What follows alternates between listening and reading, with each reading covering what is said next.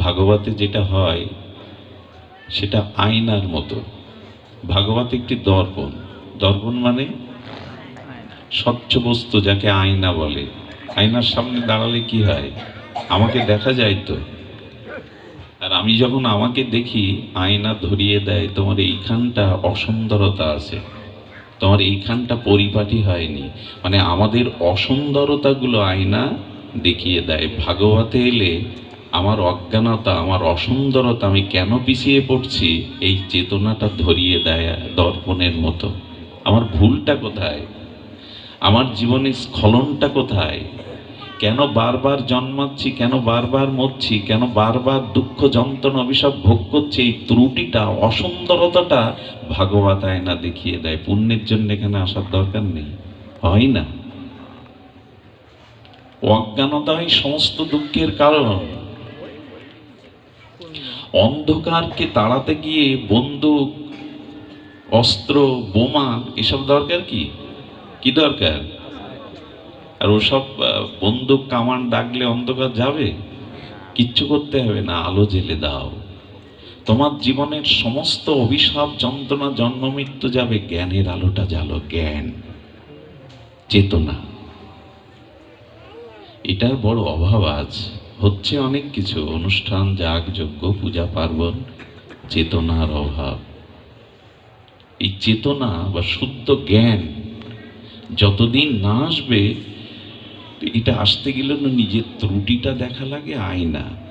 মানুষ আজকাল বিউটি পার্লারে যায়। কোথায় যায়? মায়েরা বেশি যায়, মেয়েরা বেশি যায়। ভালো। বিউটি পার্লারে গেলে কি হয়? অসুন্দরকে ঢেকে দিয়ে সুন্দর করে দেয়। তো সাধু সঙ্গ হলো সেই বিউটি পার্লার যেটা দেহের সৌন্দর্য বৃদ্ধি করে না, মনের সৌন্দর্য, জ্ঞানের সৌন্দর্য বৃদ্ধি করে। এই জন্য এত কষ্ট করে এসেছেন আপনারা। এই খালি মাটিতে ডাক্তার, মাস্টার, শিক্ষিত জ্ঞানীজন সারাদিন কর্মব্যস্তর পরে এসে এত কষ্ট করে বসেছেন কেন? বসেছেন এখানে মনটাকে সাজানো যায়। বিউটি পার্লার তো দেহ সাজায়, এখানে মনের অনুরাগ, চেতনা, জ্ঞান, এগুলি দিয়ে মনটা সেজে ওঠে, সুন্দর হয়। এই জন্য ভাগবতে পুণ্যের জন্য না। আর আয়নার সামনে প্রত্যেকে, আচ্ছা কারো বাড়িতে দর্পণ নেই এমন কেউ আছেন এখানে? কেউ কি আছেন? কারো বাড়িতে সোনা নেই, অর্থ নেই, জমি নেই, এসবই অনেকেই পাওয়া যাবে, কিন্তু আয়না নেই এমন কেউ এখানে? কেন সবাই এটা ঘরে রাখে কেন? রাখে এই জন্য মানুষ তার নিজের সৌন্দর্যটা বারবার দেখতে চায়। আমি কেমন সুন্দর, এটা সে বারবার দেখতে চায়। এই জন্য প্রত্যেকটি মানুষ প্রতিদিন দর্পণের সামনে যায়। কেমন মানিয়েছে আমায়, কেমন দেখাচ্ছে আমায়, কেমন দেখাচ্ছে, এই তো। তো ভাগবত দর্পণে এলে নিজের আনন্দ, সৌন্দর্যটা ফুটে ওঠে। এখানের যে সৌন্দর্য, এটা কোথাও পাবেন না। এখানে মায়েরা বাবারা একসাথে বসেছে, কিন্তু কারো কোনো বিকার নেই। পৃথিবীর সব থেকে কঠিন কাজ এখন আপনারা করছেন, কিন্তু হাসি মুখে, কারো মুখে বেদনা, কষ্টের আভাস নেই। পৃথিবীর সব থেকে কঠিন কাজ কি? একজন কথা বলবে ঘন্টার পর ঘন্টা, আর আমি উত্তর না দিয়ে, বাক্য বিনিময় না করে বসে বসে শুনবো। পৃথিবীতে এর থেকে কঠিন অন্য জায়গায় এটা পারবেন না আপনি। পৃথিবীর সব থেকে কঠিন কাজ, আমার সামনে একজন কথা বলে যাচ্ছে, আমি নীরবে সেটা শুনছি ঘন্টার পর ঘন্টা। পৃথিবীতে এটা অন্যখানে পারবেন না। এবং এখানে জলের ব্যবস্থা নেই, শরীরের তাড়ন ভর্ষণ, এখানে মশা আছে। আপনাদের যদি তৃষ্ণাও লাগে, জল চাইতে পারছেন না, কেউ চা বিস্কুট দিচ্ছেন না, এখানে মশা কামড়াচ্ছে, তবুও হাসি মুখে, মনের কোনো বিকার ব্যতীত এখানে হাসি ভরা চিত্তে প্রসন্নতায় বসে আছেন। এটাই প্রমাণ করে সব থেকে কঠিন কষ্টটাকেও আনন্দ করে দিতে পারে ভাগবত, হরিকথা দিতে পারে। এই জন্য এখানে আসার আলাদা একটি আনন্দ আছে। আনন্দটা হলো ওই দুঃখ হতে ত্রাণের জন্য জ্ঞান প্রয়োজন, কারণ জ্ঞানই চেতনায় আপনাকে মায়ামুক্ত করবে। জলটা জাল দিলেন, আগুনের তাপ দিলেন, দূষিত জল বাষ্প হয়ে শুদ্ধ হয়ে উড়ে গেল। এই চেতনাটা মায়ামুক্ত এনে দেয়, বিশুদ্ধ ভাগবত জ্ঞান মায়ামুক্ত এনে দেয়। তো সেটা কি করে আসবে? ভাগবতের একটি শ্লোকে সামান্য আলোচনা। আমাদের মায়া মুক্তি কি করে হবে? মায়া মানে চিত্তের মধ্যে, আমাদের হৃদয়ে ভোগ বাসনা আছে, আমি আমার মোহ আছে। এটি কি করে ছাড়ানো যায়? বললেন, প্রবিষ্ট কর্ণ রন্ধেন সানাম ভাব সারুরুহম ধুনতি সমলং কৃষ্ণ সলিলাস্য যত সরত। অত অদ্ভুত শ্লোক। সর্ববেদান্ত সার অমল পুরাণ ভাগবতী সুখদেব গোস্বামী ঝঙ্কার তুলেছেন এই শ্লোকে। কি করে তুমি মায়া মুক্ত হবে? কি করে তোমার চেতনা জাগবে? শুনুন, একটু ধ্যান দিয়ে এই শ্লোকটি শুনুন। কি বলছেন? প্রবিষ্ট কর্ণ রন্ধেন সানাম। ভগবান বলছেন তোমার কর্ণ রন্ধ হতে প্রবেশ করো। সানাম, আমার গুণগাথা, আমার মহিমাগাথা, আমার দিব্য মাধুর্যময় নাম রূপ লীলা কথা তোমার কর্ণরন্ধে প্রবেশ করো। ফিডব্যাক আসছে, কমিয়ে দাও। তোমার কর্ণে প্রবেশ করুক। তাই এই কর্ণে প্রবেশ করতে বলছেন। এই যেখানে এখন আপনারা দুকর্ণ উৎকর্ণ হয়ে ভগবানের কথা প্রবেশ করাচ্ছেন। প্রবিষ্ট কর্ণ রন্ধেন সানাম সারো ভাবরুহম, আমার মাধুর্যময় নামরূপ লীলা কথা কর্ণে প্রবেশ করুক। এতে কি হবে? এই যে হরি কথা আপনাদের কর্ণদয় দিয়ে, কর্ণমূল দিয়ে প্রবেশ করতে, তাতে হবে কি? পরের লাইনে সুখদেব গোস্বামী তত্ত্বের ঝঙ্কারে বলছেন, ধুনতি সামালাং কৃষ্ণ। আহা, যদি আমার নামরূপ লীলা কথা শ্রদ্ধার সহিত কোনো অনুভাববেদ্য নির্মল চরিত্র ভজনানন্দী শুদ্ধ চেতনময় সাধুর মুখে মুখনির্গলিত হরিকথা কানে যায়। কতগুলো উপাধি বলা হলো। সাধুকে যে নির্মল, যার হৃদয়ে কোনো কামনা বাসনা মল নাই, যিনি শুদ্ধ চরিত্রের অধিকারী, যিনি নিজে ভগবানের ভজন আচরণ করেন, এ জাতীয় অনুভববেদ্য সাধুর মুখের হরিকথা যদি তোমার কান দিয়ে কর্ণরন্ধ দিয়ে প্রবেশ করে, গোবিন্দ বললেন ধুনতি। ধুনতি মানে ভগবান বলছেন তখন ওই মায়া, অজ্ঞানতা, কামনা বাসনা আমি ধুয়ে দেব। কে ধুয়ে দেবে? কে ধুয়ে দেবে? ভগবান বলে আমি ধুয়ে দেব। ধুনতি শব্দটা বেশ আস্বাদনের। ধুনতি মানে ধুয়ে দেওয়া। আমি এক জায়গায় এই পাঠ করার পরে একজন বলছেন, পাঠ তো শুনছি 30 বছর, ধুয়ে দিল না তো কৃষ্ণ। আমরা কম শুনেছি? সারা জীবন হরি কথা শুনছি, তো ধুনতি ধুনতি বলছো ভাগবতে, ধুয়ে দিল কই? হৃদয় পরিষ্কার হলো কই? এ ব্যাখ্যাও জানতে হবে। একবার এক গুরুদেবের পায়ে না শিরার যন্ত্রণা বা বায়ু মানে বাত রোগ ছিল। তো শিষ্য তেল মালিশ করত। তেল মালিশ করতে গেলে যে বিছানায় শ্রী গুরুদেব থাকতেন, ওটা তো তৈলাক্ত হয়ে যেত। ওই তেলটা প্রভুর বস্ত্রেও লেগে যেত। তো সাধুরা আবার সাবান ব্যবহার করে না। ব্রজের মহাত্মারা সাবান ব্যবহার বলে, এটা ধুয়ে পরিষ্কার কর। ও যতবার ধুয়ে আনে, সে তেল কি আর ওঠে ধুলে? ঘি লাগানো কাপড়টা, তেল লাগানো কাপড়টা সহজে জলে চুবালে যাবে তো? আমার দশাও তাই। এত ময়লা জমেছে, তেল আর ওই ঘির মতো লেগে আছে, এত বছর শুনেও পরিষ্কার হচ্ছে না। বোঝা গেল কি উত্তরটা? আমাদের অনন্ত জন্মের কামনা বাসনায় তেল বা হলুদের মতো, ঘিয়ের মতো লেগে আছে। সে সহজে চোবালে যাবে? শুনতে থাকো। হরিকথা শুনতে শুনতে যদি কোনো সাধু পাও, তার গায়ের বাতাস লাগে, তার শ্রীমুখ নির্গলিত হরিকথা হৃদয়ে বেঁধে যায় বর্ষির মতো, তখন ওটা গরম জল দিয়ে কাচতে হবে। তেল মাখানো কাপড় শীতল জলে দিলে ও যাবে না, ওই দিন গরম জল পেয়ে যাবে, যাতে তেল ঘি চলে যাবে। সেই সাধুর সন্ধানের জন্যই পথ পরিক্রমা, বারবার ছুটে যাওয়া। কবে তার দেখা পাবো, তার সংস্পর্শে যাব, তার মুখে হরিকথা শুনবো। আমার মতো মাদিস্য জীবের মুখে হরিকথায় তেল ঘি কাপড়ের ময়লার মতো অন্তর যাবে না। অপেক্ষা করুন, এই সাধু সঙ্গ করতে করতে তার দেখা কবে পেয়ে যাবেন, তার মুখে হরিকথা কবে ভাগ্য হবে, যার একটি কথা হৃদয়কে মসৃণ করে দেবে। ধুনতি সমলং কৃষ্ণ, ভগবান ধুয়ে দেবেন, নিজে বলছেন, ধুয়েও দেয়। এখানে আমরা যতক্ষণ থাকি হৃদয়টা পরিষ্কার থাকে কিনা, কোনো কুচিন্তা, কোনো সাংসারিক বিকার আসে না, মাথায় কোনো বোঝা।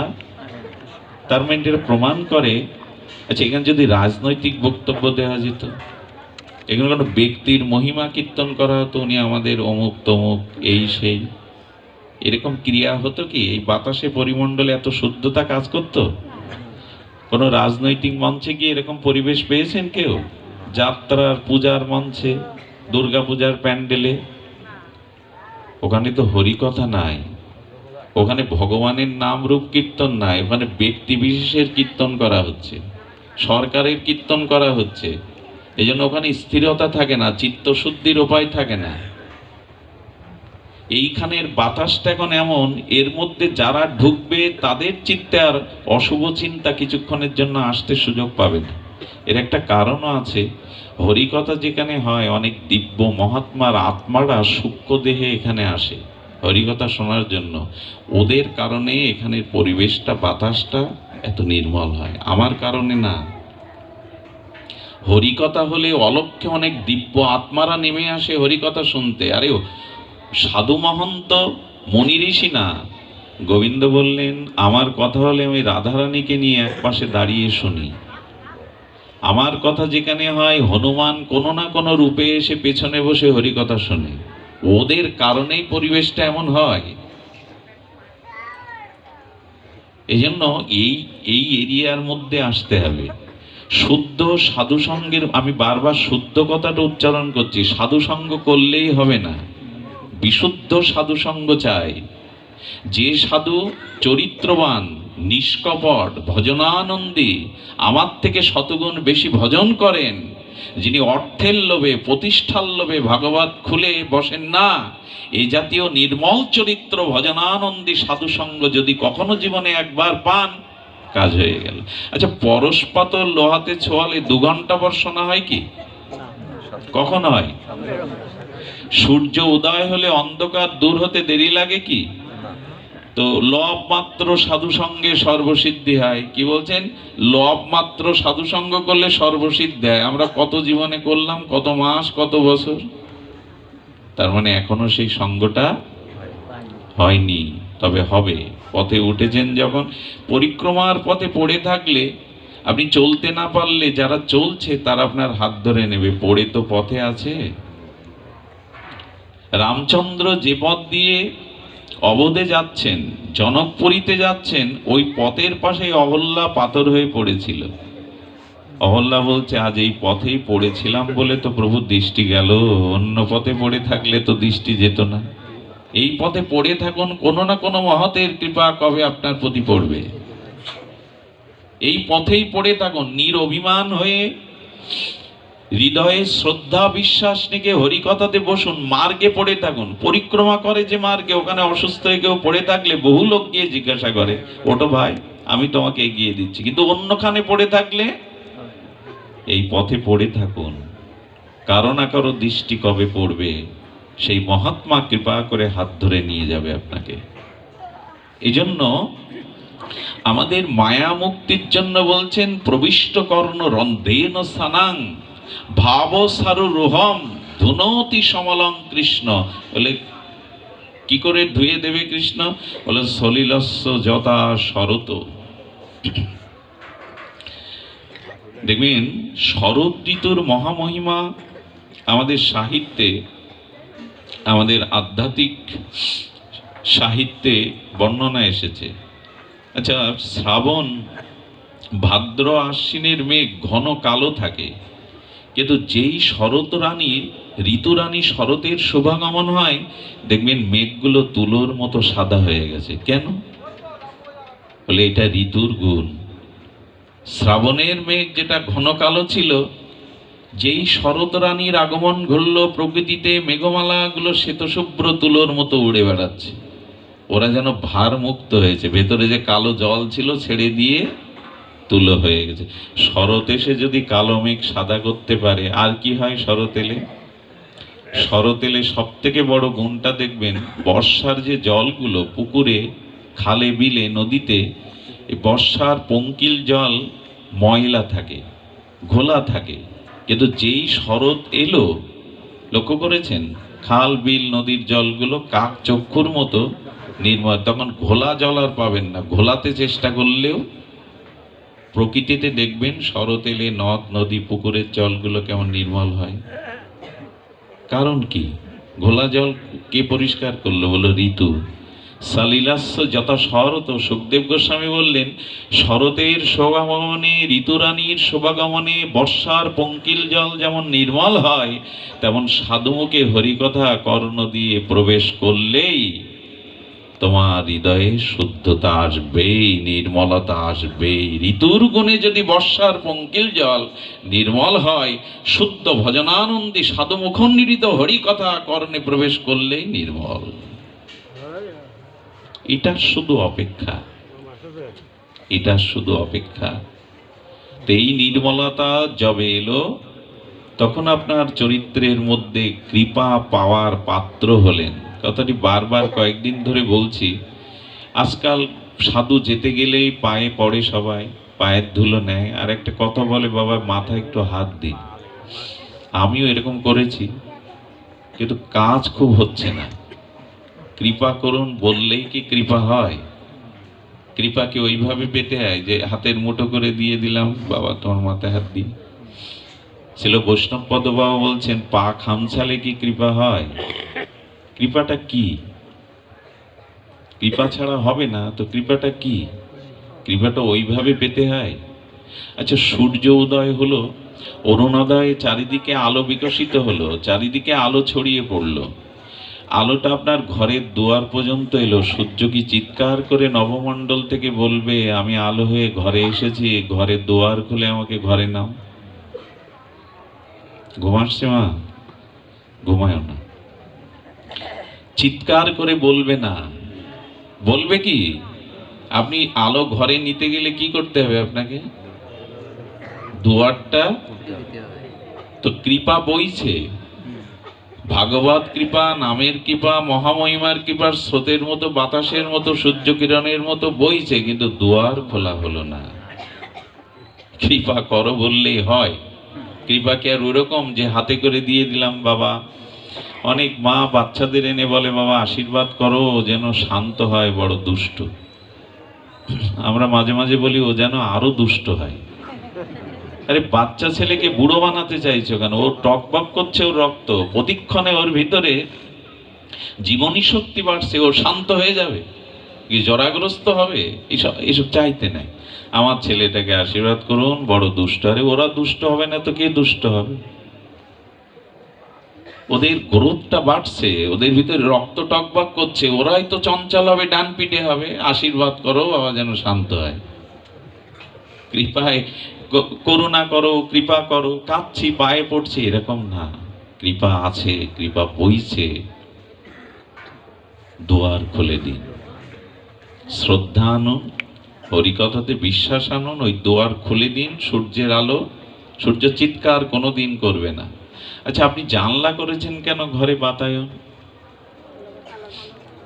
বাতাস আসবে বলে তো, আলো আসবে বলে। কিন্তু বাইরে বাতাস বইছে, জানলা বন্ধ, কি হবে? প্রকৃতিতে বাতাস বইছে, কৃপা বইছে, কিন্তু আপনি জানলা বন্ধ রেখেছেন। কৃপা নাইতে নাই। ভগবান বলছে দেখো আমি গুরু রূপে কৃপা করতে এসেছি, আমি বিন্দাজি রূপে কৃপা করছি, আমি মালা তিলক রূপে কৃপা করছি, আমি হরিনাম রূপে কৃপা করছি, আমি তীর্থ রূপে কৃপা করছি, আমি গঙ্গা রূপে কৃপা করছি, আমি ভাগবত গীতা রূপে কৃপা করছি, আমি পিতামাতার আশীর্বাদ রূপে কৃপা করছি, বৈষ্ণব রূপে কৃপা করছি। আর কি?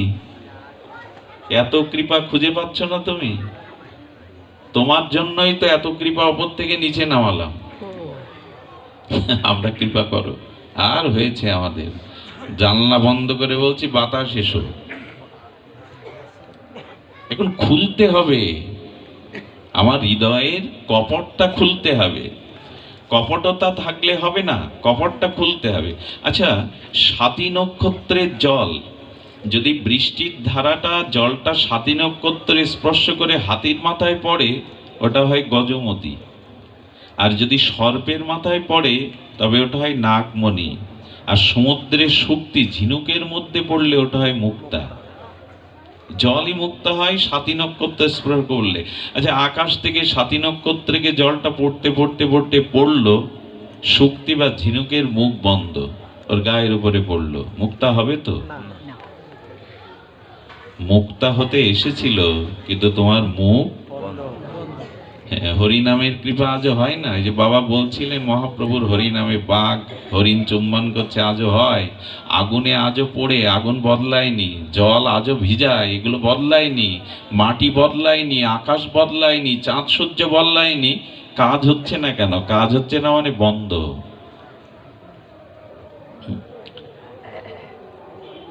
হৃদয় দুয়ার বন্ধ, হরি নামে বিশ্বাস নেই, হরি কথায় বিশ্বাস নেই, সাধুগুরুতে শাস্ত্রে বিশ্বাস নেই, তো দুয়ার বন্ধ থাকলে ঝিনুকের উপরে পড়লে কি করে মুক্ত হবে? আর হয়েছে যা হবার তা হয়েছে। আচ্ছা, লক্ষ্য করুন, আমি কারো কাছে গিয়ে ঘি চাইছি, বলে পাত্র কই? যদি বলি একে দিন, আঁচলে দিন। ঘি নেওয়ার পাত্র কি আঁচল? ওতে কি হবে? দুটোই নষ্ট, কাপড়ও নষ্ট, ঘিও নষ্ট। পাত্র হতে পারছি না তো যে ওখানে কৃপা সুরক্ষিত হবে। শিশুর হাতে আগুন দিলে ও নিজে পুড়বে নাকি কাউকে পোড়াবে? ওর হাতে ধারালো অস্ত্র দিলে নিজে রক্তাক্ত হবে নালে কেউ রক্তাক্ত হবে? পাত্র চাই তো। কৃপা করবার আগে আমার পাত্রটা কি? হৃদয়টা সরল করতে হবে, নিষ্কপট করতে হবে। ভেতরে এক ব্যবহার, বাইরে আর এক ব্যবহার। পাত্র নয়তো তো ওখানে কি করে আসবে? এই যেন কৃপা বইছে, কৃপা আছে, আজও আপনি পেতে পারেন। প্রয়োজন হলো নিজেকে প্রস্তুত করা, পাত্র করা। এই পাত্রটা হলো একটু নিজের ভিতরে শ্রদ্ধা আনন, বিশ্বাস আনন। আরেকটি জিনিস আমাদের মধ্যে ভর করেছে, সেটি হলো ভয়। এই ভয় দূর করবার একটা মন্ত্র আমরা একটু জানব। ভয় মানুষকে তাড়া করে ফিরছে, বিশেষত রোগের ভয়, মৃত্যুর ভয়, শত্রুর ভয়। ভয় তো আছেই। ভয় দূর করবার জন্য মহাত্মারা বলেছেন, আমরা কিন্তু কৃপা পাওয়ার পাত্র পেলাম, নিষ্কপট হতে হবে। হৃদয়টাই শ্রদ্ধা, আস্থা, বিশ্বাস থাকতে হবে।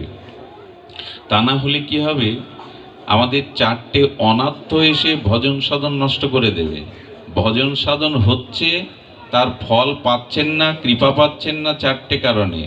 অন্যথা স্বতন্ত্র কাম অনর্থাদি যার ধাম, ভক্তি পথে সদা দেয় ভঙ্গ। ঠাকুর মশাইয়ের যা বাণী না, কথা না, বাণী। অন্যথা স্বতন্ত্র কাম, শব্দটির দিকে ধ্যান দিন। অন্যথা স্বতন্ত্র কাম অনর্থাদি যার নাম, ভক্তি পথে সদা দেয় ভঙ্গ। ভক্তিপথ এগোতে দেয় না, পিছিয়ে দেয়, ভেঙে দেয়। কি? স্বতন্ত্র কাম। শব্দটা বড় দার্শনিক শব্দ। শব্দটা কি বলা হলো? স্বতন্ত্র কাম ভক্তিপথে ভঙ্গ করে দেয়, ভক্তিপথে আপনার এগোতে দেবে না। সমস্ত অনাত্ম, অনাত্ম শব্দের অর্থ কি? অর্থ শব্দের অর্থ প্রয়োজন। আমাদের প্রয়োজন কি? বাড়ি, গাড়ি, টাকা, বাংলো, মহাপ্রভু প্রয়োজন কি বলেছেন? প্রেম ভক্তি প্রয়োজন। এই তো এই ভক্তি প্রেমের অর্থ, শব্দের অর্থ প্রয়োজন। অনর্থ মানে ওই প্রয়োজনে যা অন্তরায় হয়, প্রয়োজনে যা বাধা হয়, তার নাম হলো অনর্থ। তা প্রেম ভক্তির পদে অনর্থ হলো স্বাতন্ত্র কাম। একটু অনুরোধ করছি শব্দটা ধ্যান দিয়ে শোনার জন্য। শব্দটা 3 বার বলে ফেলেছি। ওই যে আপনার পাশে জয় রাধা, জয় রাধা। ভাগবত হোসের ঘুমালে কষ্ট হয়। আগে হতো বেশ কিছু বলতাম, এখন আনন্দ হয়। মানুষের ভেতরে শান্তি নেই, বাড়িতে ঘুম হয় না, ভালো ঘুম কারোরই হয় না। এখানে এসে যখন কেউ ঘুমায় বলি অন্তত শান্তিটা তো পাচ্ছে সে, ঘুমাতে দাও। হরি কথা শুনলে হৃদয়টা খুব স্বস্তি হয়, আর ওই সময় ঘুম আসে। এখন বলি মা ঘুমাও, বাড়িতে তো ভালো ঘুম নাই, চিন্তায় এখানে একটু যদি সুখ পাও আমার জন্ম সার্থক। সেই জন্য ঘুমালেও আর আপত্তি নেই, কায় ক্লেশ শরীর, অসুস্থ শরীর, কিন্তু ঘুম একদিন আসছে, ওই দিন আর ডেকে আপনাকে জাগানো, সে ঘুম সামনে আসছে, ওই দিন আর কেউ ডাকবে না। ডাকলেও আজকে ঘুমায়েন না, ওই দিন ঘুমাবেন নিশ্চিন্তে। আজকে এখানে ঘুমাবেন না, ওই যে ঘুম আসছে ওই ঘুম আর আপনাকে কেউ জ্বালাতনও করবে না, ওঠো ওঠো বলে। ওই দিন ঘুমিয়েন, আজকে ঘুমায়েন না। অবশ্য কারো যদি নিতান্তই ঘুম আসে সতর্ক হয়ে যান। অনর্থ শব্দের অর্থ হলো যা প্রয়োজনের অন্তরায়, প্রয়োজন ভক্তি, প্রয়োজন প্রেম, তাতে যা অন্তরায় বাধা, তার নাম অনর্থ। আর এই অনর্থ হচ্ছে স্বতন্ত্র কাম। শব্দটা আমি কয়েকবার বলে ফেলেছি, এক শব্দ বারবার বলা উচিত নয়, কিন্তু একটা পাথরের খুঁটিকে মাটিতে পুঁততে গেলে বারবার আঘাত করতে, একবার আঘাতে পোতে তো, বারবার আঘাত করতে করতে শক্ত হয়ে মাটিতে পুঁতে যায়। কিছু শব্দ আছে বারবার বলতে হয় যাতে হৃদয়ে শক্তভাবে এঁটে যায়, সেটা হলো স্বতন্ত্র কাম। স্বতন্ত্র কাম মানে, কাম মানে কামনা, বাসনা, ইচ্ছা। স্বতন্ত্র আবার কি? স্বতন্ত্র মানে এই তুলসী পাতাটার ইচ্ছা যে আমি বৃক্ষের সাথে যুক্ত থাকি, গাছের পাতাটার ইচ্ছা আমি গাছের সাথে, শাখার সাথে যুক্ত থাকি, এটাই তার ইচ্ছা, এটাই তার বাসনা। কারণ গাছের সাথে থাকলে আমি রস পাবো, আমি শুকিয়ে যাব না, আমার ভিতর রস থাকবে, শুকাবে না, ফল ফুল হবে। কিন্তু যখনই আমার স্বাতন্ত্র ইচ্ছায় তুলসী পাতাটা আলাদা করলাম, 2 ঘন্টা পর আর্দ্রতায় হোক, রৌদ্রে হোক, শুকিয়ে মরমর হয়ে গেল। ওই গাছের সাথে যুক্ত থাকাই ওর প্রয়োজন ছিল। ওইখান থেকে অন্য প্রয়োজনে যখন ওকে ছিন্ন করা হলো, তখন কি হয়ে গেল? শুকিয়ে গেল। গাছের পাতাটা গাছে ছিল সমার, সবুজ, ওকে ভেঙে মাটিতে ফেলে দেন, একদিন পরে শুকিয়ে গেল। এটা হলো স্বাতন্ত্র বাসনা, যে আমি গাছের সাথে থাকবো না, যুক্ত থাকবো না, আমি আলাদা থাকবো, এটা স্বাতন্ত্র। গাছের সাথে থাকাটাই তো পাতাটার, পত্রটার স্বাভাবিকতা। ও যখন ওর থেকে থাকবে না, আলাদা হলো, তখন শুকিয়ে যায় কিনা? গাছের সাথে থাকলে শুকায় কি? শুকায়।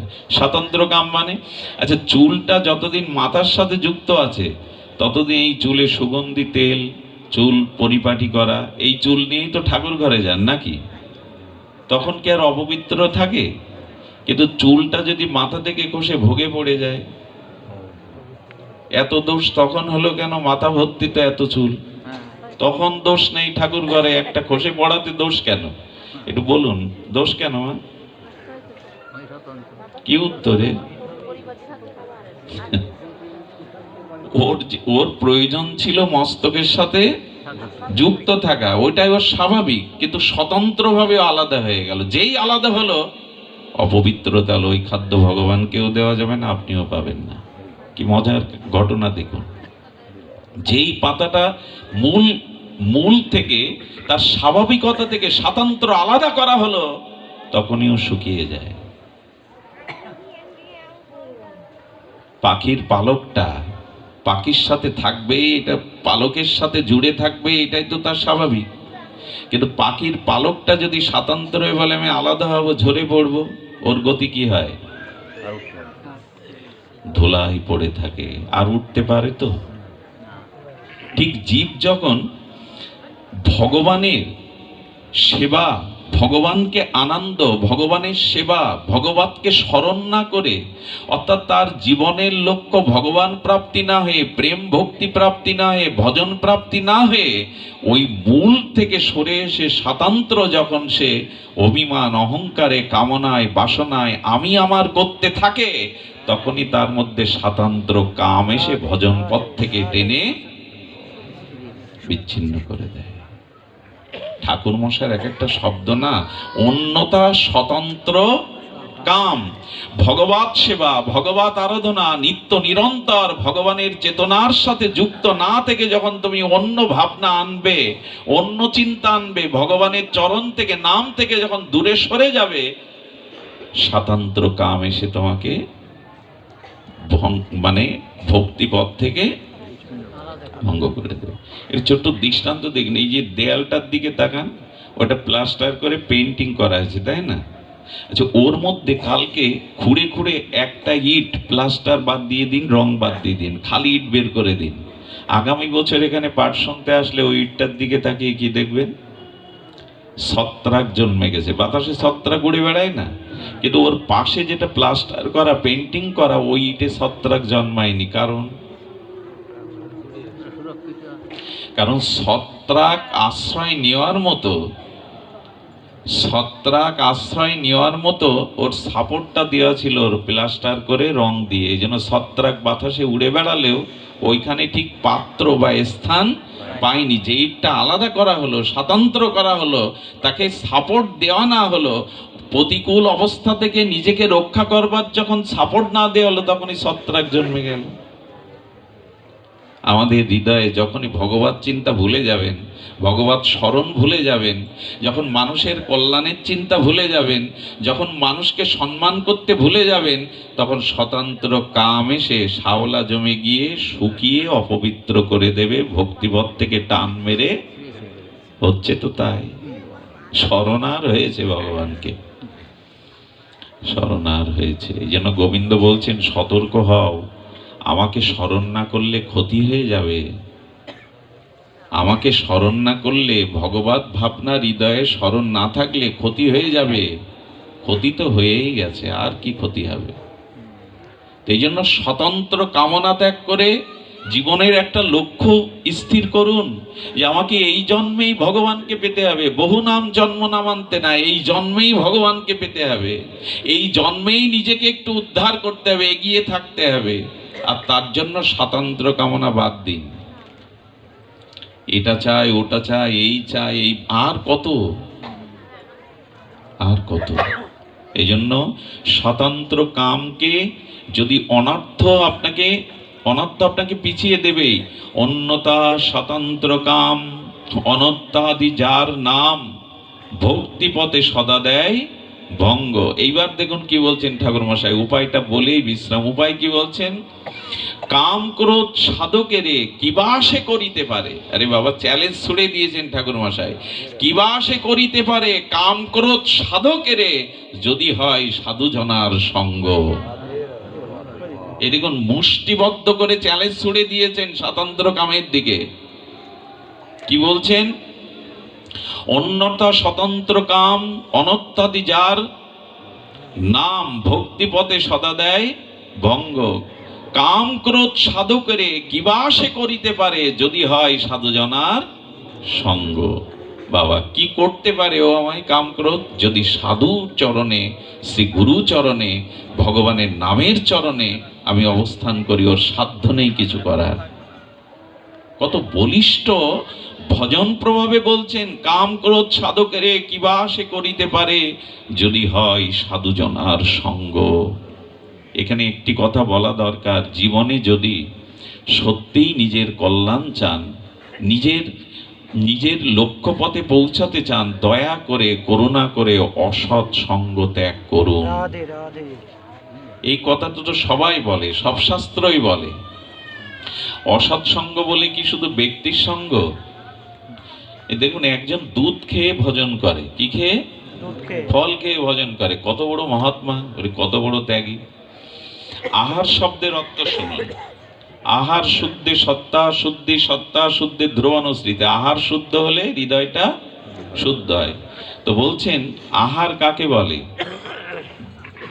বাহির থেকে যা ভেতরে আহরণ করা হয়, গ্রহণ করা হয়, ভেতরে নেওয়া হয়, তার নাম আহার। শুধু ভাত অন্ন না, বাইরে থেকে যা কিছু আহরণ করে ভেতরে নেওয়া হয় তার নাম আহার। আর ভেতর থেকে যা বাইরে প্রকাশ হয় তার নাম ব্যবহার। এই দুটি জিনিস ঠিক হলে মানুষ 16 আনা না 18 আনা শুদ্ধ হয়ে যায়। আহার আর কি বললাম? ব্যবহার।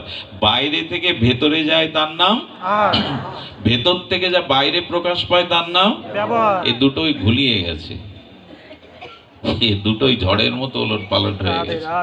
আহার শুদ্ধ না হলে ও যতই চিৎকার করুন, মন ঠিক থাকলেই হলো। খুব বলে মানুষ, আরে রাখো তোমার মন ঠিক থাকলে হলো। আরে স্বয়ং অর্জুন, যার সারথি রূপে কৃষ্ণ সামনে দাঁড়িয়ে, সেই বিশ্ববিজয়ী ভগবানের সখা বলছে চঞ্চলা হি মন কৃষ্ণ প্রমার্থী বলদ্দিরাম। হে কৃষ্ণ, বায়ুকে রুদ্ধ করা সম্ভব, মনকে রুদ্ধ করা সম্ভব না। আর আপনি বলে দিলেন মন শুদ্ধ হলে হয়ে গেল। অর্জুন শ্রীকৃষ্ণকে সামনে বলছেন মন নিয়ন্ত্রণ করা বায়ু নিয়ন্ত্রণের থেকে কঠিন, আর আপনি বলে দিলেন। এসব বলিয়ে আউড়িয়ে পার পাওয়া যাবে না। মন শুদ্ধ হলে সব হলো। এমনি এমনি হবে মন শুদ্ধ? এই জন্য এইসব বলিতে কাজ নাই, আহারটা শুদ্ধ করতে হবে। তো আহার করি, তো আমি দুধ আহার করি, ফল আহার করি, বলেন এটা আহরণ করি, কিন্তু 3 ঘন্টা টিভি দেখি। ওই আহারটা কি হলো? চোখ দিয়ে বাইরে থেকে যা ভেতরে ঢোকায়। মোবাইলে 3 ঘন্টা পড়ে থাকি, ও দুধ কাজ করবে না, হবিষণ্য কাজ করবে না। হ্যাঁ, এক বাটি দুধের মধ্যে সাপ এটো করে দিয়ে গেল, কি হবে সেই দুধ? কাজ হবে? আমাদের দশা তো তাই। এইখানে 2 ঘন্টা সাধুসঙ্গ করি, আর শুরু হয় বাইরে গিয়ে, এটা কাজ হবে কি? এই জন্য সৎসঙ্গ মানে ব্যক্তির সঙ্গ না। যার পাশে গেলে, যা দেখলে, যা দর্শন করলে, যা বললে চিত্তটা শুদ্ধ হয়, এরই নাম সৎসঙ্গ। এখানে বসে থাকাই শুধু সৎসঙ্গ। শুধু দুধ ফল খেলাম আর 3 ঘন্টা ধরে চোখ দিয়ে আর করলাম, ওইগুলোতে কাজ হয়ে যাবে? অত সোজা না। আহার মানে বাইরে থেকে যা ভেতরে নেন আপনি, তা সেটা শুধু মুখ দিয়ে না, সব ইন্দ্রিয় দিয়ে। আর তখনই আপনার ব্যবহারটা শুদ্ধ হবে, মানবিক হবে, মনুষ্যত্বের পরিচয় আসবে আপনার মধ্যে। কাউকে আঘাত করতে গেলে 10 বার, অপমান করতে গেলে 10 বার ভাববেন। 3টে জিনিস আজকে একটু লিখে নিয়ে যান না। এই 3টে জিনিস যদি নিয়ে যান, আপনার জীবনে কুরুক্ষেত্র ঘটবে না। আমিও ওই কথা যেদিন জেনেছিলাম সারা রাত ঘুমাতে পারিনি। আমি বললাম আমার জীবনে তো সব ভুল হয়ে গেছে এই 3টে জিনিসের দ্বারা। আমি মনে রাখতে চেষ্টা করেছি, যদি এই 3টে জিনিস আটকাতে পারি। এটা ব্যাস ভগবান দ্রৌপদীকে বলেছিলেন, খুব মার্মিক কথা বলেছিলেন। দ্রৌপদী, 3টে জিনিস যদি তুমি নিয়ন্ত্রণ করতে পারো, সংযত হতে পারো, কুরুক্ষেত্র যুদ্ধ আর বাঁধবে। সমস্ত কুরুক্ষেত্রের যুদ্ধের কারণ দ্রৌপদী। ভালো করে শুনুন, ব্যাস ভগবান বলছেন, ভগবানের জ্ঞান আবেশ অবতার দ্রৌপদীকে বলেছিলেন, দ্রৌপদী, কাউকে মূলত অপমান সহসা করবে, কাউকে অপমান করতে যাবে না। আর যদি কেউ কাউকে তুমি অপমান করেও বসো, তবে অনুশোচনা অনুতপ্তে তাকে প্রসন্ন করবে। আর যদি কেউ তোমাকে অপমানও করে, তবে তাকে পারতপক্ষে ক্ষমা করে দেওয়ার চেষ্টা করো, বিনিময় প্রতিশোধ নিতে চেষ্টা করো না। দেখুন, লক্ষ্য করুন, হস্তিনাপুরে যেদিন দুর্যোধন যায়, হস্তিনাপুর থেকে ইন্দ্রপ্রস্থে, নিউ দিল্লি, ওখানে বিশ্বকর্মার দ্বারা পাণ্ডবদের জন্য ভগবান সুন্দর অট্টালিকা নির্মাণ করেছেন। সেটা এমন, সামনে জল, অথচ দেখা যাবে না, সমান মনে হবে। বুঝতে পারছেন কথা? সামনে জল, কিন্তু ওটা দেখা যাচ্ছে সমান। দুর্যোধন ওর সৌন্দর্য দেখতে দেখতে যাচ্ছে বাবা ইন্দ্রপ্রস্থে। এত মনোরম এই অট্টালিকা। ও যেতে যেতে ও সমান্তরাল সমান জায়গা মনে করে ওই জলেই পড়ে হোঁচট খেয়েছে।